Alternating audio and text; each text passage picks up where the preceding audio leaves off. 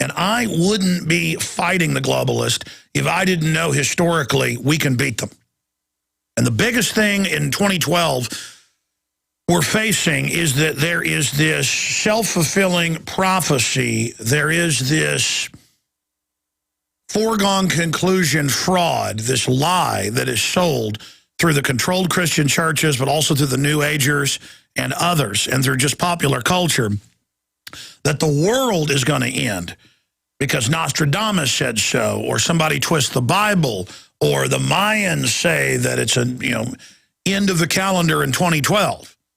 And the system is going to use that helplessness, that idea that people have of, oh, things are bad, it's just going to get worse, you can't change it. I mean, I hear that so often from people that are awake. They say, you're absolutely right, but what are you going to do? You're absolutely right, but nobody can change it. Or you're absolutely right, but it's all in the Bible. And that's why the system funds all of this. And I get so many emails and comments and letters every day saying 2012, and Alex, we're mad at you. 2012 is going to be the end of the world. Look at the Iran situation. Look at all the earthquakes. Look at all the tsunamis. Look at all the turmoil. Look at the depression. The globalists have had it on a time frame to have their world government totally completed by 2015 since the 1960s. And we've read the documents on air, we've written articles, we've made films, we've read the quotes, we've pointed you at that. I mean, I played you clips yesterday of the head of the EU, Van Rompuy, and others saying, we're setting up global governance through the economic crisis, world government is here. And they openly, through the World Council of Churches and others, fund these clergy response teams and the rest of it. Most preachers in America, go ask them, and they'll tell you, I can't talk about that if they're on the payroll. Or the denomination bosses above them are on the payroll and tell them, this is what you will teach, this is what you will say.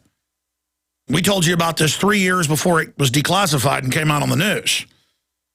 Back then, it was 50,000 preachers that had been recruited and paid to spy on their flocks and tell them to submit to government. That is off the charts creepyville. And that's the issue here. We're not dealing with just what I call a boss hog corruption. We're not dealing with some bid rigging and people hiring their families and stuff like that. That's bad enough because it always leads to new scams, new hustles, new frauds. Every cop I've ever talked to, whether they're a beat cop or a detective, and every Fed I've ever talked to, goes, of course the government ships in the majority of the drugs. Of course the mega banks launder the money. Yes, we know that. But there are criminals that then come into the vacuum and deal the drugs at the ground level who are involved in everything else. So would you rather us just let them run wild? See, the system creates the crisis and then offers the solution. If they fully implode us into total depression, which is the game plan, and bring in even more austerity, the public, most of them are going to not even really wake up. They're going to say, okay, you say you'll bring the good times back? We'll do whatever you say. Put troops on the streets. It's already happening in Illinois, already happening in Louisiana, already happening in other states. They're saying put troops on the streets as if that will fix everything. They know how to roll this stuff out. You're fighting very slick systems, but the moment you're not naive anymore, the moment you decide to start studying how they do this and how the social engineers work, you realize how ridiculous it is, and you also understand there's really no choice. People who think there's a choice or that you can go along with this corruption are living in a fantasy world. You can't make a deal with something like this. The globalists fundamentally seek to dumb down society, seek to create poverty, seek to create a post-industrial world in their own official UN documents, the State Department Memorandum 200 and Maurice Strong in 92 at the UN climate conference that is the model of the world today, and UNESCO through the UN that sets the policy for every industrialized nation and every third world nation they controls agenda. The globalists want bad things. It's one thing to have some big, fat, corrupt government pigs running things who just want to be rich and powerful. But throughout history, we've had some of those that still are arrogant and want to have a big, wealthy country because they see it as their cash cow, so they want it to be healthy. And there's still some problems associated with that. This is not a form of corruption like that. This is a ultra off-the-charts wicked, creepy and disgusting and sneaky and highly intelligent and nasty. And it sells an idea to all these petty, dumbed-down enforcers at every level of the bureaucracy that it puts in power to suppress the population. It puts all these people in place, and they think they're on the winning team when you're being targeted as well. You're having your future taken as well. Your food, your water is being tainted. And the globalists are so arrogant. The White House science czar writes about it.